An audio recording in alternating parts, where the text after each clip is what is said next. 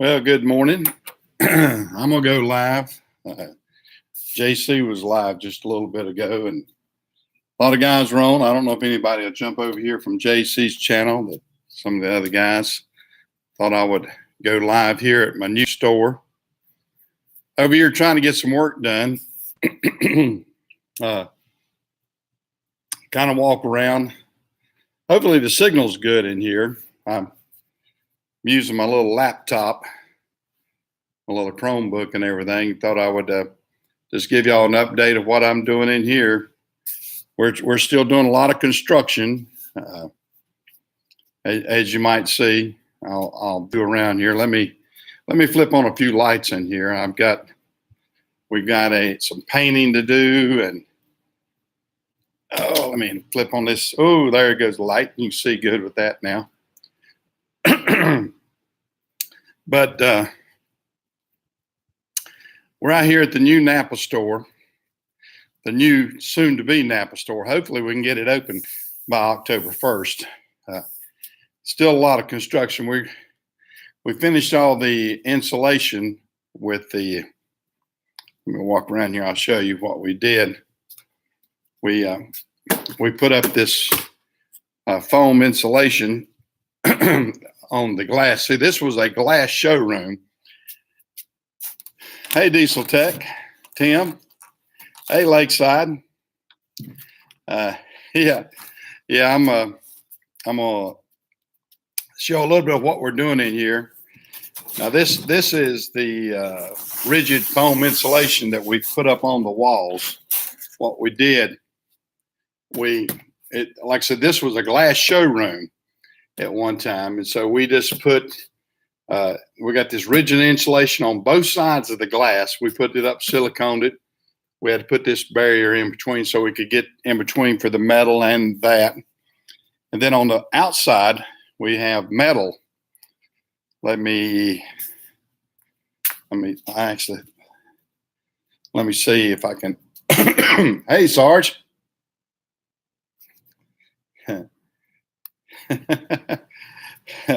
Yeah, I got to keep working. I work night and day, it seems like. But when you got a couple of businesses going, you have to keep on rocking and rolling. And let me unlock it. I'm gonna walk out here. I'll show everybody what we're doing out here. This is the outside of the store, and if you can see the metal, here's the metal on the outside that we put up, and it, like I said, it covers over the glass and everything for the glass showroom. And we left this part of the glass still here. Now it had a complete glass front. We came in and put a new glass door in the very front of this building. It did not have that originally. And so what we did, I'll let you see it from that side. You'll see all my scaffolding up here. My wife and I, we were up here climbing all over the place this week trying to get it squared up. I hope this light changing doesn't throw you off, but we've been doing a lot with that. It's been a lot of work, but it's been interesting. It's been fun. I'm gonna sit down here, not be as busy right there. I'm gonna you have to excuse me a second. I'll lean down and grab something here. I got to change shoes out. I had on some other shoes. I better put my work shoes back on. Well, thanks, Sarge. I appreciate it. Yeah, we're trying to make it look good. It's been a lot of work. Plus, I bought out another parts store. I bought out another parts store that was going out of business. It wasn't a Napa store, but he was let me walk through here. Excuse the lights. And here's some of the if you're familiar with the Dorman products, I got a whole line of the Dorman products from this other parts house. I have some more of that at my store and also at some other auctions that I've gone to. I'm going to go into the back here. And in the back, I'll turn it around and show you in a second what some of what we've done. Here's one project. I got these shelving. This was some metal shelving here that this guy had specially built for his store. Of course, he had just had an old gray and had them house painted, sort of. Didn't look that good. So I took them down to a friend of mine that's in the powder coat business, and he powder coated these shelves Napa blue, and then you'll notice some of these others back here. Now, some of this is the supplies that I was able to buy out with the other store. I got some young guys that work for me, and I've had them over here sorting through all the different supplies, mirrors, bearings, a lot of different things. Now, this is not inside my other store, my store that I have uptown. We're trying to get this cleaned up and ready. We're trying to get this cleaned up and ready for when we do open up over here. I'm going to show you some of the supplies. It was a pretty good sized store. I can tell you that. It was some of it I didn't necessarily need, but it doesn't, in the parts business, I guess you never get enough parts. I mean, it never fails. You think you got a lot of supplies, and then somebody will come in and they'll want something else, and you go, darn it. And usually I can get it next day or whatever, but you like to have that sale immediately if you can. So that's what you try to do. But I'll continue working hard here, try to get in and out. I'm gonna open this door. This is actually the garage area for my shop. I mean, I've got my new garage doors that we put up. But this is the outside area. Well, here's some kids in the background. But this is the outside area of our garage. And it's what we've had painted. And then over here is the showroom. That's where we were a while ago. I can kind of walk around and give you an idea of what it looks like. Hope the signal stays good. I'm outside the building now. This metal building, I never know how good the Wi-Fi stays outside. But this is back out front. Give you sort of an idea of what it, and hopefully you can see a little bit of what we're going through. Oh, me. Hope the signal's still good. But yeah, I'm back inside now. I had to give a review on this little Milwaukee saw one day. I bought this a couple of weeks ago, and boy, if this is not the stuff. I want to tell you that. That's the 18-bolt Milwaukee saw. And that is one of the best little saws. It's one of the new fuel saws they've got. I don't know if you can see it down here. But that is, that little saw is phenomenal. I've used it to rip plywood. I've used it to rip these 1x6s and 2x4s and everything else. Even got it to cut. If you look at it right now, it looks kind of bad because I got pink insulation all over it. I experimented with, I was using a handsaw to do this pink insulation. And I decided, I said, that thing's been ripping off a clean. I said, let me see what I can do with it. And I used this little saw to rip all this pink insulation. And my wife says, why did we not do that at the very first of this business, you know, when we were doing it. And because a month ago when we were doing it with hand saws, and it wasn't as slick, it wasn't as good. And that little saw there is just phenomenal. I mean, it's something else. Let me hit my little touch screen here if I can. Well, I'm not going to be able to. But yeah, that's where we're at right now. Let me turn this back here. Well, hey, truck driving lady, I haven't seen you in here in a while. Hey, Brian, glad to see you jumped over. Hey, RVT.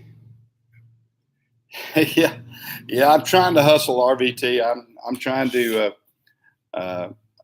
hopefully get some work done. I'm hustling again. Another day, another dollar. Another dollar spent. Anyway, I'm trying to do what I can. That's what happens a lot of times. It just you just stay at it. Hey, Greg, glad to see you jump in. Yeah, it's a process. It's a process. Yeah, and in the background you might see. Now here is the heat HVAC unit we put in on this dealership. This, of course, this is a pitched roof. If you've seen, this is an old Ford dealership. It's what it used to be that I bought. And like a lot of them that were built in the late 60s, you would see, you know, the glass showroom and then a garage area and all that. And that's what this is. A lot of people have probably seen Ford dealerships all over the United States built in this manner. That was built back in the late 60s, mid 70s or whatever. And a lot of these buildings now are being repurposed. I've seen several others that have been repurposed like this. And this is my idea of what we've done with it.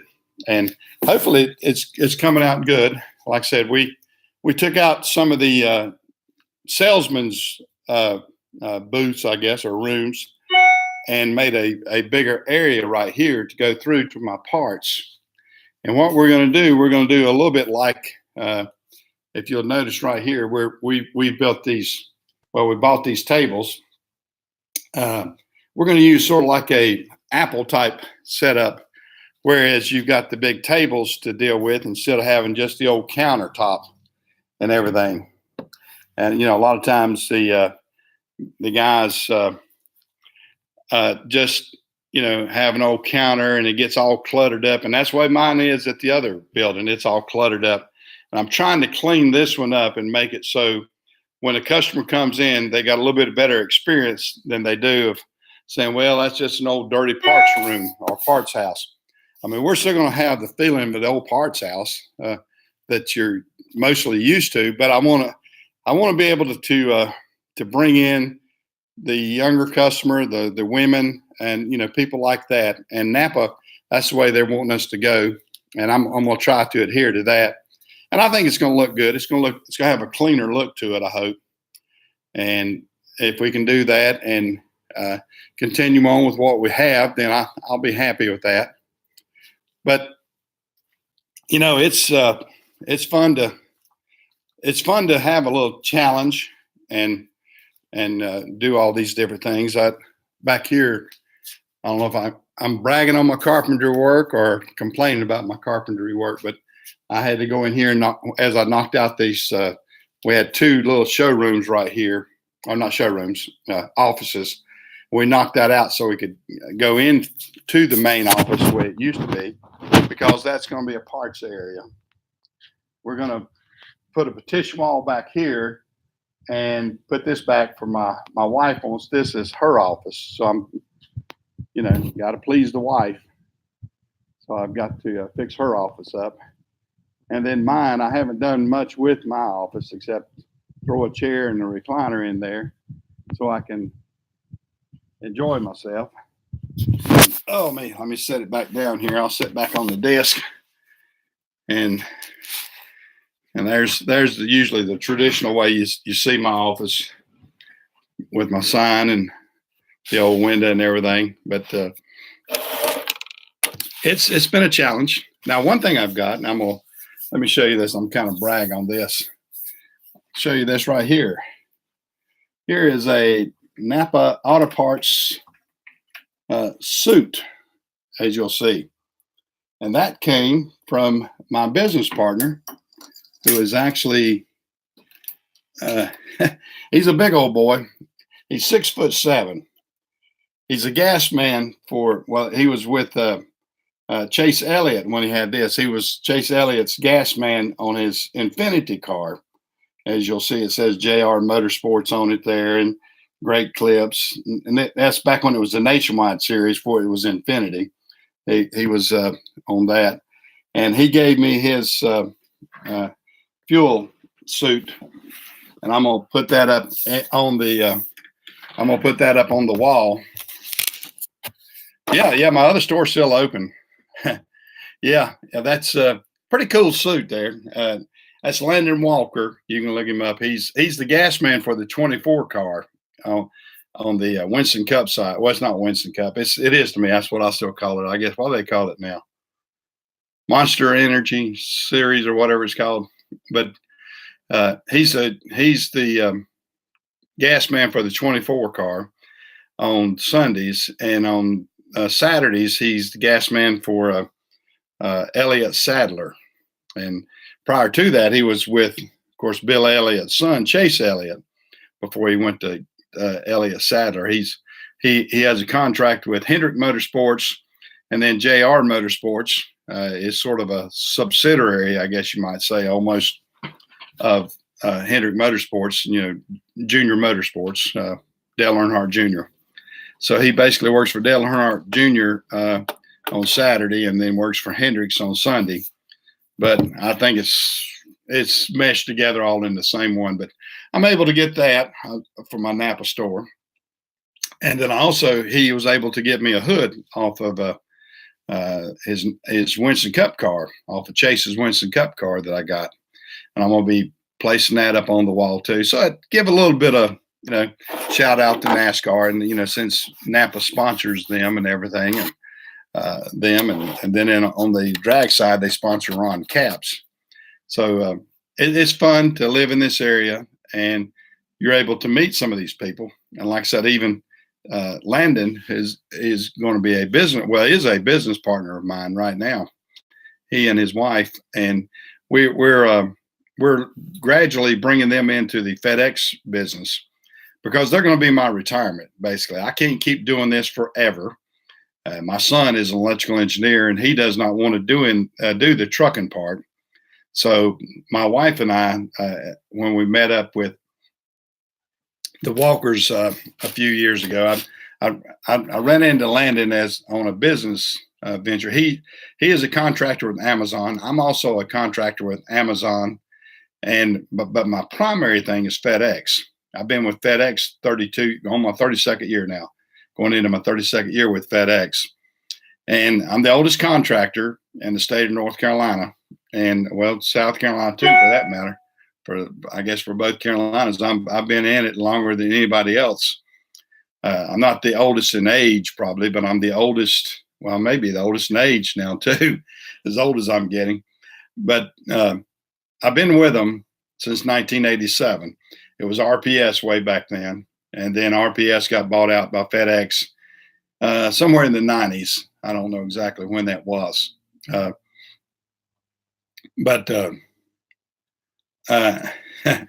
I've had a long history. I've had a long history, Sarge, in the and I was doing something in trucking. Even my trucking goes all the way back to 1967 when I was a teenager.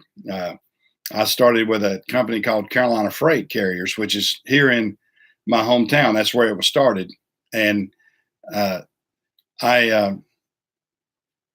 started there as working on the dock and working on the yard. And I was a yard switcher. So I did yard switching or jockeying. There's a couple of different names for that. But anyway, I would back in the trailers to the docks. They had two huge docks down there. One dock had 106 doors on it, and the other one had about 98 doors on it. And I think they've increased it since then.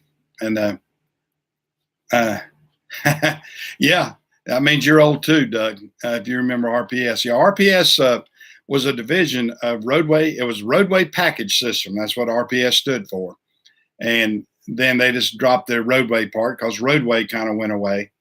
It got bought out by Yellow, but or merged with Yellow. I don't know what the situation was on that, but that's how I got started big. As a matter of fact, I want to show you something. Show you guys. Oh, talking about RPS. There's an RPS hat. And this was right after FedEx bought them out because it said a FDX company, and this hat was probably from I want to say 96 or 7 or something like that, 98 somewhere when they first bought them out. Prior to that, we had an ugly green. It was an ugly hat they used to have for us. So I wasn't real happy with those hats. Had a few of those. I think I've worn all of those out, but I still have that one RPS hat there. But it's been fun in the trucking business.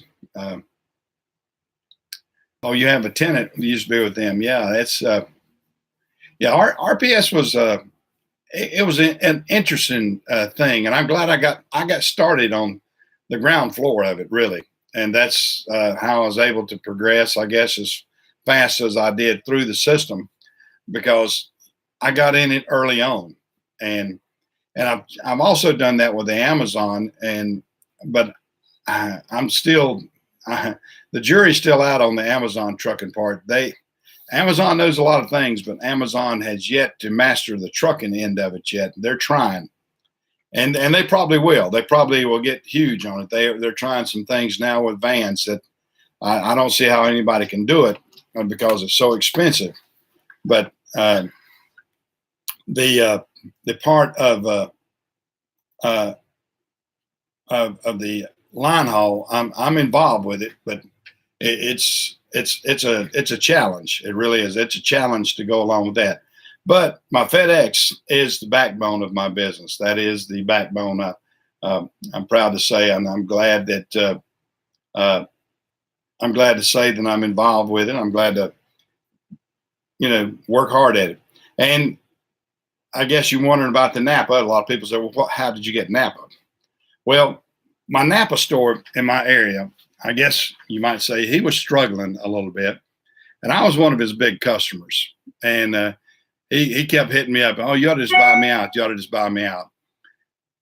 And that came to fruition last year. And I just made the point. I said, well, Napa has a real good franchise. I like Napa. They have a good product. I did my research on it, did my due diligence on that. And because I was buying so many parts anyway, and of course he had to order a lot of stuff. He didn't carry everything I needed in it, but I knew Napa carried it. So I'd order a lot of parts from him.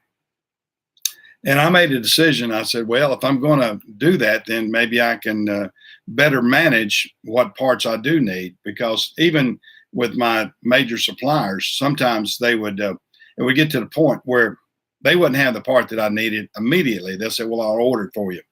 Well, I wanted to be able to have a situation where I can have the necessary parts that I know I need on maybe a moment's notice with my trucks. So what I did, I made the decision to go in there and buy out the Napa, which was the better franchises of any franchises you can get. And there's not a lot of, with the competition, with Advance and AutoZone and O'Reilly's and all that, they're not franchised. They're company owned.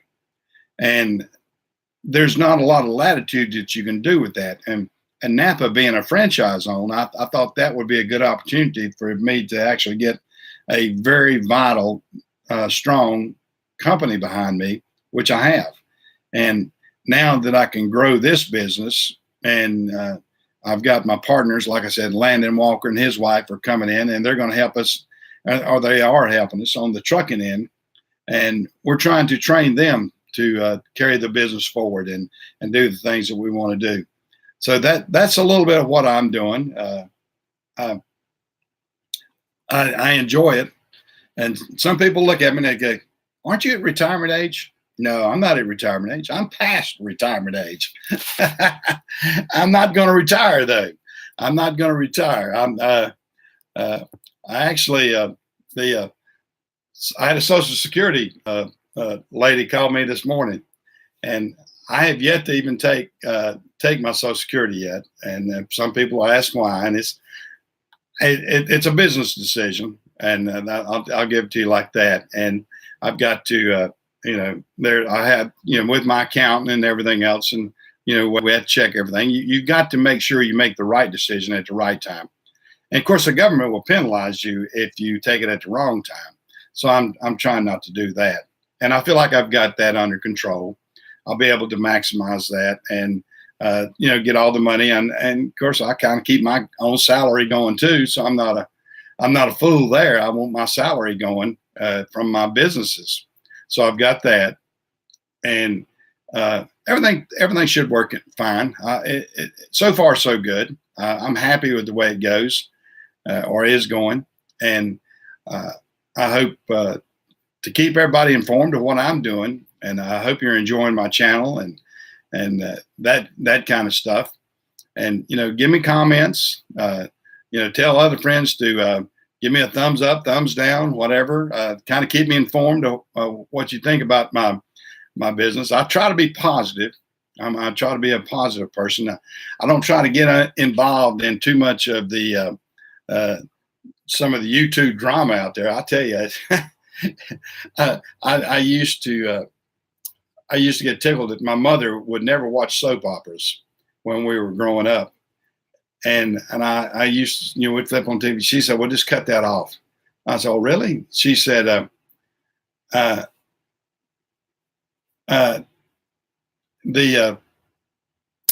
she would always say, she said, "Yeah, those are fussing programs. I don't like to hear fussing. I don't like to hear people fussing." And my dear mother, we lost her this year, but she was a very positive person, and she instilled a lot of that in me, I hope. And you got to see the best in everybody. If you anybody can run down anybody, and I don't want to do that. Thank you, Brian. My mother was almost 90, so she lived a very good, long life. She of course, is like a lot of them. She had Alzheimer's the last few years of her life, but she could recognize me. She recognized me all the way up to the very end, and she did confuse my son and me one time. She thought my son, and which my son looks a lot like me. I guess she thought it was me at a younger time. She did confuse us that way. But my mother was a very positive person, always was. She had 4 boys, so she raised 4 boys, and she had to be a positive person. That my dad was a truck driver. That's fine. That we lost her back in February. Lost her the same week that Billy Graham died. My mother died the same week Billy Graham died, and so she never got to meet Billy personally, but maybe she did up in heaven. I don't know. My mother was just as good, and a very good person. So I feel like whatever our religious beliefs are, if you feel like that. That's what we believe in. Then my mother's right up there with anybody and everybody. As good a person that was put on this earth, that I can't say enough good things about my mother. But she's very positive. That's the main things. My mother gave me very positive things. She was she was born in Tennessee. We were talking with JC a while ago, and he's going up to right where my mother was from, up there, and I thought I might try to run up there this weekend or next week. My mother was born up in a little town called Del Rio, Tennessee, which is outside of Newport, Tennessee, and it's sort of funny. First time I remember when I-40 was just opened up. This was. I remember when I-40 opened up through there. So, guys, I'm old. But my dad and I had to go to a funeral of my mother's uncle. My Uncle D passed away up there, and my dad and I went to his funeral. And we were going up there and got up there on I-40. And as soon as we got off the ramp at Hartford, this is at Hartford, Tennessee, exit. Back then, this was in I want to say this was probably 67, 68, 66, somewhere. I can't even remember exactly when it was. But it was early on for I-40. I mean, I tell you, it was so early that through the gorge, and I had never seen a speed limit like this, the speed limit was 70 miles an hour through there. Now, they have learned their lessons since then, because the gorge is now for trucks is only 50 miles an hour, because way too many accidents happened through the gorge there. But way back then, when they first opened it up, I guess because they thought it was such a wide road and such a, yeah.